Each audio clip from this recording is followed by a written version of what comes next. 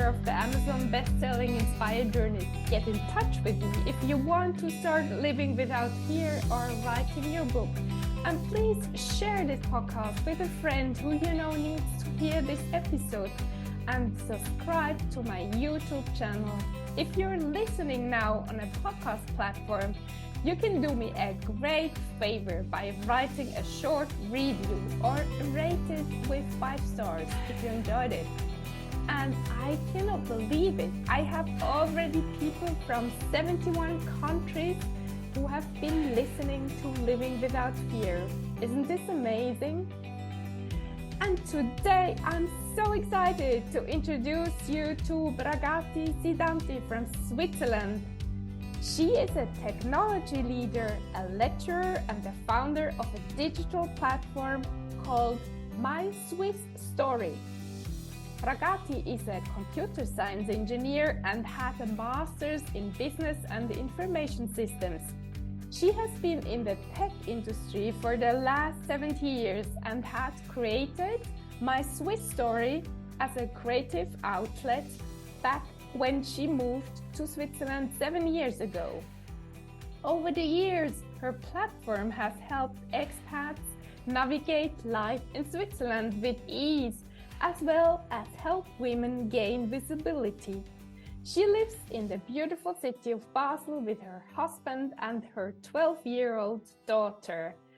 Welcome, dear Pragati. I'm so happy to have you. Thank you so much for having me, and thank you for such a warm welcome. When you listen to it yourself, then you feel like, oh, really? Is she really talking about me? But yeah, thank you so much for such a warm welcome, and thank you for the opportunity to be on your podcast today. Oh, you're welcome, Pragati. So let's jump right into your life. What has been your turning moment when you came to Switzerland, or maybe already before when you were in India? Is this correct? This is correct. So we moved directly so just for a little background for your listeners is, like you said, we moved to Switzerland 7 years ago, and it's been quite a roller coaster life, since the time we moved here, because it was almost, and usually people are moving from, they've done one stint in, say, the US or the UK, and then they're coming, and Switzerland is probably their second or third expat move. But for me, it was my first one. So it was really that I moved from Bangalore, which is like the Silicon City of India, and then I moved from Bangalore directly to Basel. So it was quite a transition, like really life version 2.0. So I can't begin to tell you, this definitely was like a very big turning point in my life. It could have been another country, but Switzerland has its own specialities, right? So you know that. So it was quite a big turning point in my life. Of course, there have been major ones even before, but this one, I would say, was a very, very special one and a really big change. Like, it must have been life version 1.1, 1.2, 1.3 as you grow older. But then this was really 2.0, because life totally changed when I came here. What were the most important changes, or when you remember now? I mean, now when I think of it, it's what really helped me was that I was very open to the change that was happening, despite the fact that, I had a very established life back home in India, friends, family, of course, having a social circle. I was still very much in the corporate industry. I used to work with Unilever at that point in time, and I was due a promotion. I remember when my husband had told me that this is something that he they are asking him to move. And contrary to popular belief, I did not jump with joy. And I was like, no, we really need to think about this, because I have a full-time career going on. And imagine just packing up your bags, taking your child who's 5, and just moving across the world almost. So yeah, I mean, but and it was like, I think the whole aspect when I moved of really, when I decided that I'm going to make this move as a family, we all decided this together. Of course, our daughter was just 5, so she didn't care much. But I was at that point in time, I think embracing change was a very big mantra for me that worked. And it was absolutely unconsciously done. But I was really putting myself out there. And that's when I realized that, and this is something that I always say to someone who's struggling when they move to a new country, is that just imagine not many people get an opportunity to get a blank canvas again. So it's almost like you get a blank canvas and you get to repaint this beautiful painting called life. So, and I could, and it really opened up a lot of doors for me. What a beautiful analogy, Pragati. I love it. So what did you paint on your canvas? So I painted a lot. So there was this bucket list that I had that, hey, I want to do a master's some point in my life. And when I moved to Switzerland, this was what I decided to do rather than applying for jobs. I mean, I had 13 years of corporate experience behind me. It wasn't, it would have been a no-brainer if I would have just gone back to, another corporate job. And in tech, of course, there's always demand and things like that. But I was like, no, I want to really, really invest in myself. And I think I'm a little bit bored with how things are going, because you keep doing the same stuff again and again, and you get stereotyped. So that was the first thing that I did. So that was another feather in the cap when I said that I did my master's. And then I was a Swiss certified professional, because I did that. I started blogging at that point in time because it was such a different life experience that I was like, hey, I need to document this. I was very lucky that my sister had a very well-established blog called B for Beauty at that time. And she gave me a little portion in her blog and said, hey, why don't you start writing here? Because we already have an established audience. And I was like, that's super kind of you. And she was a one, like, I had no idea what blogging is, right? So I just started to write, and this started to resonate with a lot of people. And just recently, I'll just complete this. And just recently, what happened was that I think maybe 2 years ago, or when COVID was just about to happen or something, I also got an opportunity where someone else put their faith in me that, hey, you can teach. And I was like, really? Because that's not something I had ever explored in this in the last, whatever, I think I was 38, 39 then, I'm 41 now. But I was like, really? You think so? And it was my supervisor at the university. And that opened another door for me. So definitely a turning point, like you say, this whole big move. And what are you teaching now? So I teach the same geeky stuff that I work on. So as you said in my introduction, I'm actually a business and integration senior manager at Accenture. And I have been been in the enterprise solution area for the longest time. It can really bore your audience, but this is also a very big part of my life that, this is also, tech is something that I really, really love. And I know that people understand when I would say this, that tech has really changed our lives. So I like being a small part of this industry. And this is the same geeky stuff that I teach at the university. I teach enterprise systems during the autumn semesters at FHNW, the same university that I did my master's from. So it's a beautiful feeling because you're A, giving back, and B, it's like an accomplishment because you were once a student in the same classroom that now you're a teacher at. Wonderful. But let's go back to the first blog post. I wanted to ask, do you remember what did you write about in the first few posts you did? Yes, I think it was, and it was so funny. It was so basic, but I was so like, it was almost like I had so many stars in my eyes when we arrived here that I wanted to, write about everything. The first day that we landed in Basel and how that was like. And, when I first went to the grocery store and I was standing there for someone to put all the things in my bag. And then they were like, what are you waiting for? You need to put everything in your own bag. Because we are so used to a service culture in India, so you won't believe this was happening. And then, all things like, hey, how do I really live my life now? I have to do this and that. And just normal life was kind of exciting and challenging at the same time. So I was really writing about things which are as basic as grocery shopping or going to the next restaurant, or just travel around Basel and around.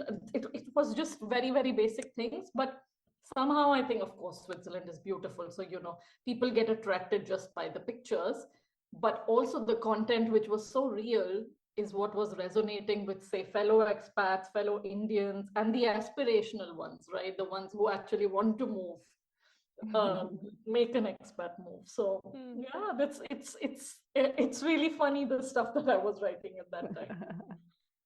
I imagine. And now you have your own blog, your own website, your own enterprise. Yes. Digital enterprise. Yeah, I would say so. I mean, in the sense, it has been such a rewarding journey, having a corner called the Swiss blog on beforbeauty.com. And then my sister throwing me out of there and saying, hey, now you need your own blog.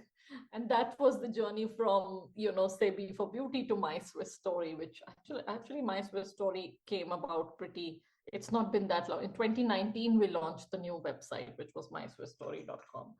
And then there was, of course, my Instagram was already growing by then, because I was already working on it from the moment we moved here, with 0 followers to how many ever I have today.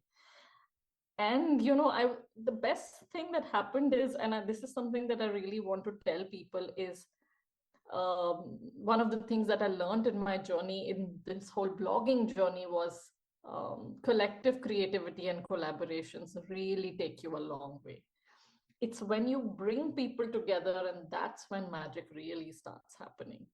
And this is why My Swiss Story has grown the way it has today. So it's people are obviously, in this world, everyone is very competitive. Everyone wants to be one up the other. And there's always, and in the content world, it's always people are creating better and better content by the day. But it's when you get this collective creativity, when you bring people together and then you are doing things with people and you're really lifting each other up, that's when magic starts to happen. And that's exactly what happened with My Swiss Story.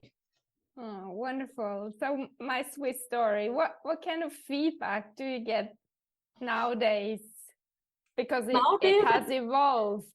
Yes, and nowadays it's started to, I've had some of these little fan moments also, where people will come, like, we were skiing in February. I think we were in Lenk or somewhere else. I don't remember exactly which place, but there was a whole group of ladies, and they came up to me and they were like, are you Pragati?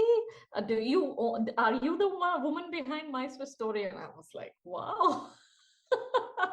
So that was these cute moments are always very, very, very appreciated. I'm sure they think about it before coming to me. They're not sure if they should say hi or not. And every time someone even drops me as much as just a small text or a DM, or meet me like this and say, hey, we read this particular article of yours and it really, really helped us, or thanks for organizing the things that you do. It's really helped us integrate into our expat lives in Switzerland. I mean, this really, really, it makes my day. It makes this whole thing really worth it. Congratulations, you're a star, Pragati. I wouldn't go that far, but yeah, these little moments are always nice. And how do you help expats nowadays? So yes, so now that My Swiss Story is evolving, right? So what I'm doing every year is doing new things. Like, I used to do projects that were very digital. I mean, in the sense we would stay, and of course during COVID this helped a lot, because physically people were not meeting. But for me, it was a big outlet for my creativity, that I kept creating content and writing articles that people would appreciate, and it would help people, and it would go beyond just expat living, but we were also covering areas like mental health, wellness, travel, of course, and things like this. And over the last year, what I started was something really, really simple, which is like Coffee with a Purpose. I call it Coffee with a Purpose. And I know With the Purpose really resonates with you as well.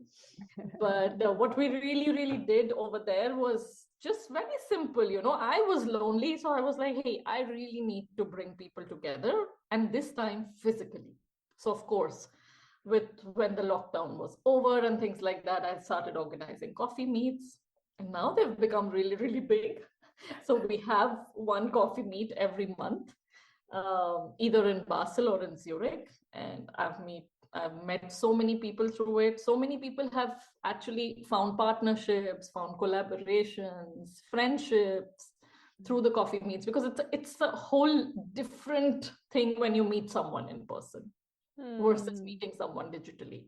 I mean, I might have over 10,000 followers on Instagram, but I really do have only a handful of friends in real life. And if I can make a connection like that happen for someone, or even for myself, then it's really taking it to the next level, and us moving from just being a digital website or a digital community to going really and making a change, especially for women, the ones who feel isolated.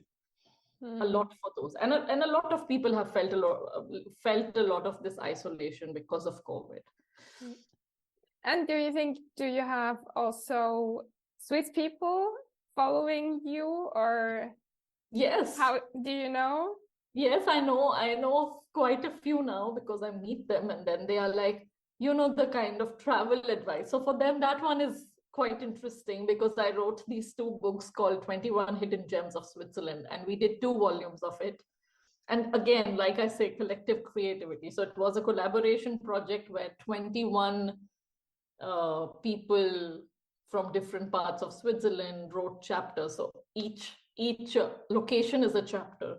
And I think this one really resonated even with the Swiss people, because they were like, hey, there are some locations that we have never seen.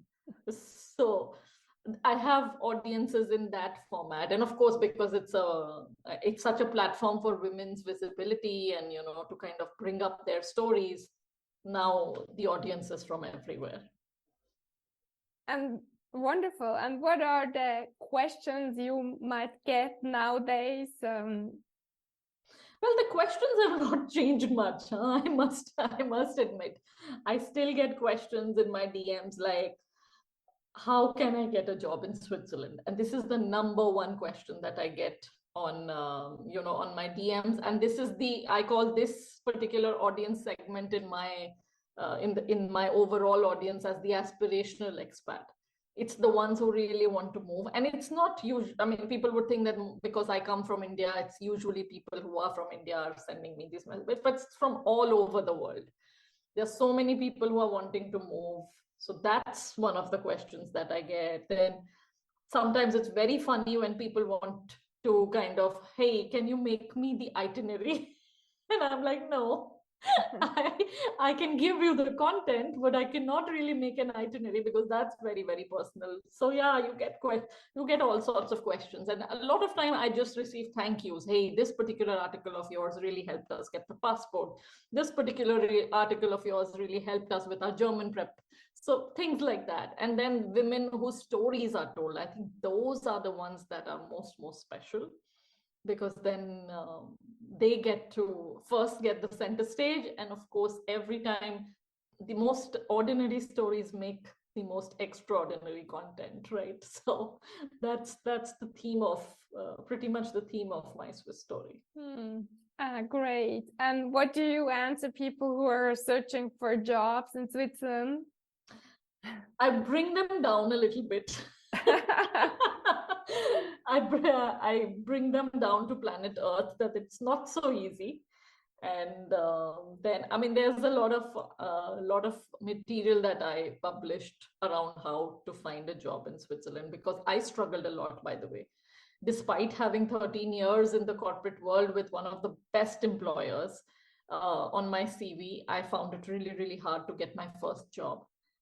So I wanted to document that part, because people think, even I thought when I moved to Switzerland, it's going to be very easy for me, because I decided to do a master's. Of course, I had decided that, but I was also applying in the background. And it took me at least a year to find a job which was very suited to, my capabilities, so to say, or the kind of skills that I have. So I talk about all of this. I talk about, hey, let's get the basics right, residence permit, language proficiency, who's going to sponsor you, things like that. So then they at least have a more realistic picture. Great. And so my content is not magical. It's always very although it's very, very helpful. So imagine you're going to be moving again. I don't know if you have ideas to move to another country or so. What would you do differently than compared to the move from India to Switzerland? I mean, who knows, like you never know. When we moved here, it was for 3 years. It's been 7. So we obviously liked it and we decided to stay. But yeah, I think I will do a little bit. There is a lot of groundwork that one needs to do before moving. And some of the mistakes that I made when I was moving was I was so engrossed in winding down things back home. You have to, and those are important things, right? You have to put your house on rent, or are you planning to sell it? Then what are you going to do with all the stuff that you have, your bank accounts? There's so much, right? And I was so overwhelmed and engrossed with all of that.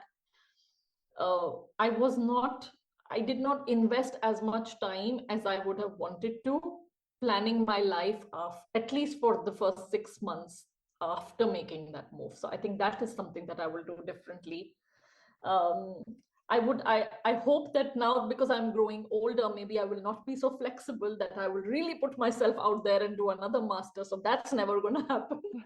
But yeah, I think this whole thing of embracing change, this really, really worked for me. So I think the person that I am, I think I will still take it in a very positive spirit. And I always say, when life gives you lemons, we make lemonade. So it's not going to be the biggest calamity that happened in case we have to move again. It's going to be very, very difficult. I've also, by the way, moved. I'm one of those people who has moved 3 apartments in our first 5 years of Switzerland. I'm also one of the people who lived in 2 cities, imagine Basel and Vevey, during the 2nd or the 3rd year of us being in Switzerland.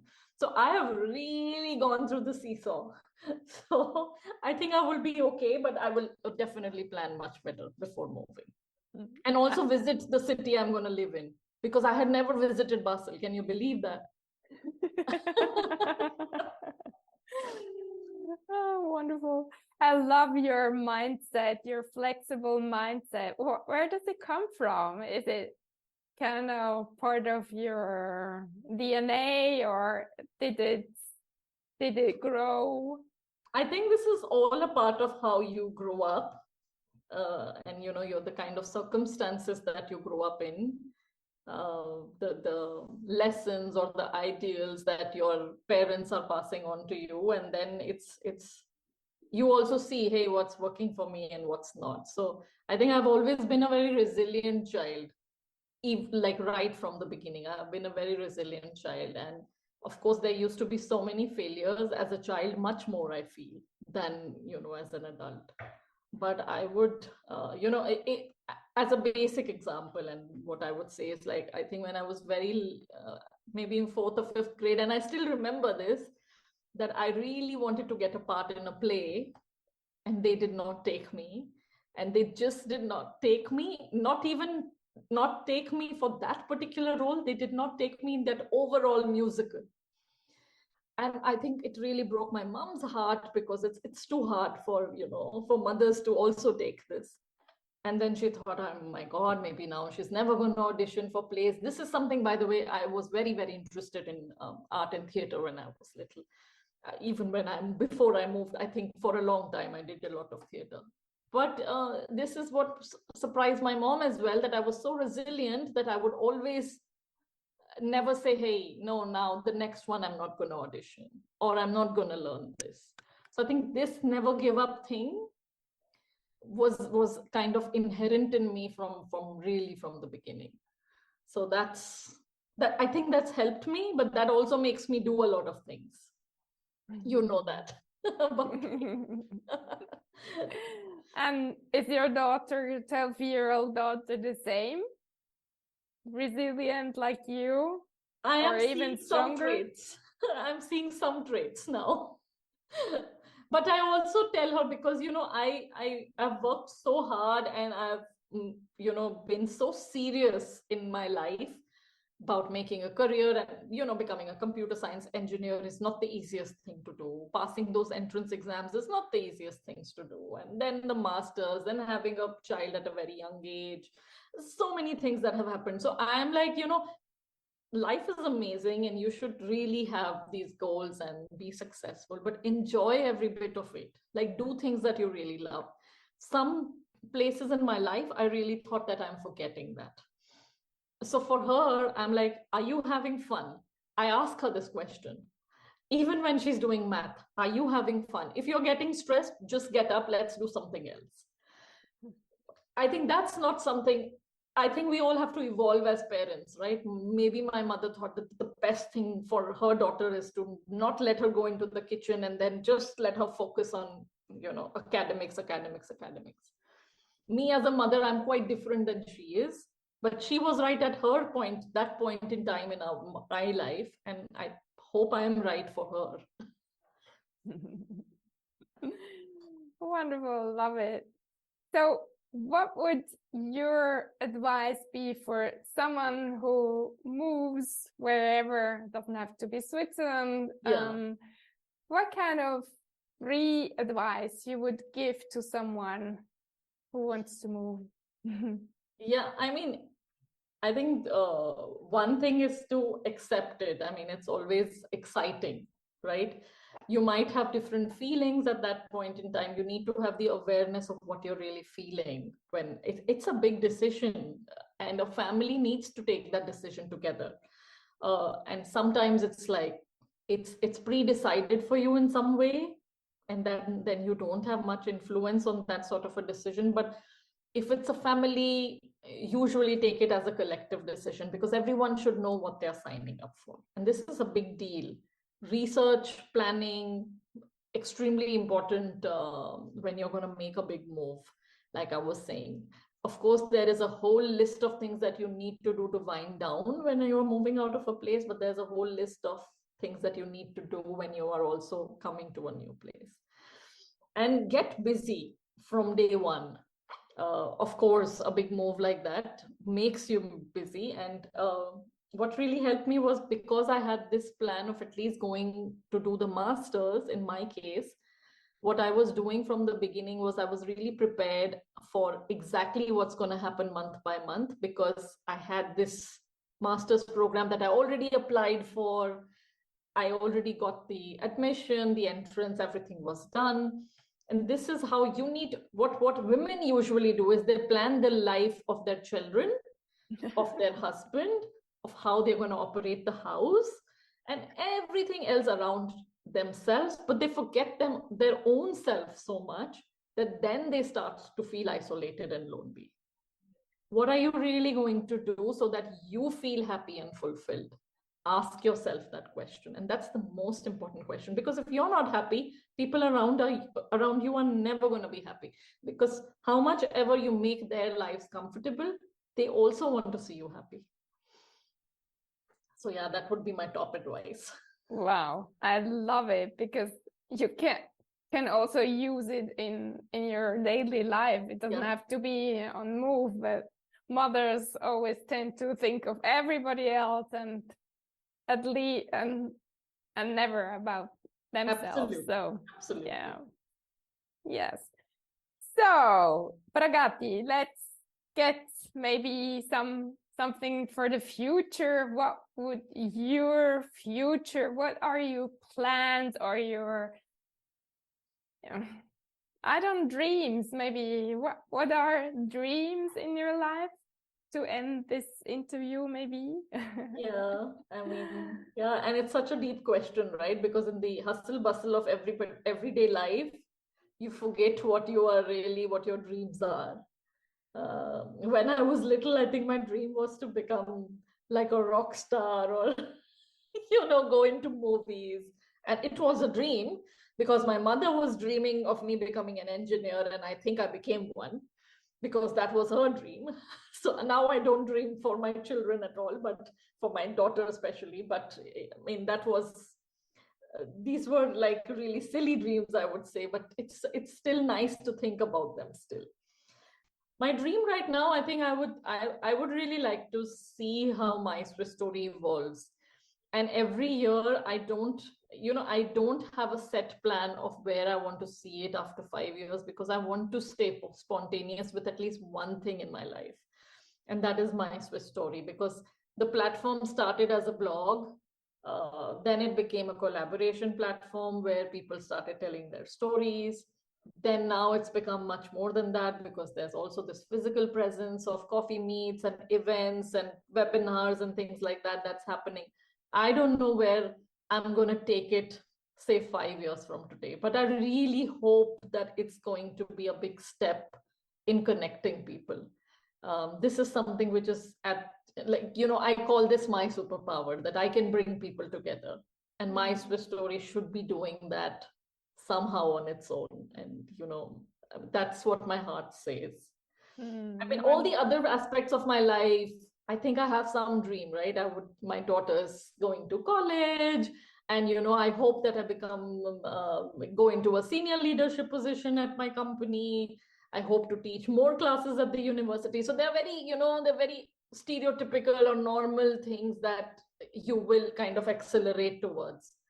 But this is one thing that I just want to see. Let's see how it goes. I want to stay spontaneous with it, because my ideas then allow me that space to just do anything that I want to with this platform. Wonderful. And for your personal life, now you mentioned all the others and your platform. Well, for my personal life, I have a dream, that I really do have a dream over here, is because I went through a lot last year with my health. And this is something that now has become a very, very big focus area of my life. And I really want to see myself happy and healthy. I'm still on a journey, so every day is not the same for me. I'm still on a journey, and this is what I think should be a number one priority, I think, for everyone, is how much of a balance do you feel in your life? How happy can you sit back and really think about how things are? And and I really, really want to feel well, both mentally and physically. I think this is a big goal for me. It's not something that happens like in like you'd go to the doctor, have a medicine, and that's it. But I am really working towards my wellness now. So this is an important dream for me personally, to make sure that I stay happy and healthy. Awesome, Pragati. Thank you so much for sharing also this last point. I'm so happy you've been here. Thank you so much. Thank you so much. And thank you, dear listener, for spending your time with us and not giving up searching for answers to your questions. And in case you feel worthless and nobody seems to like you, we tell you, you're awesome, you're loving, and you matter. And please don't stop telling yourself these sentences hundreds and hundreds of times to get them in your system. Have an amazing day, and talk to you next week.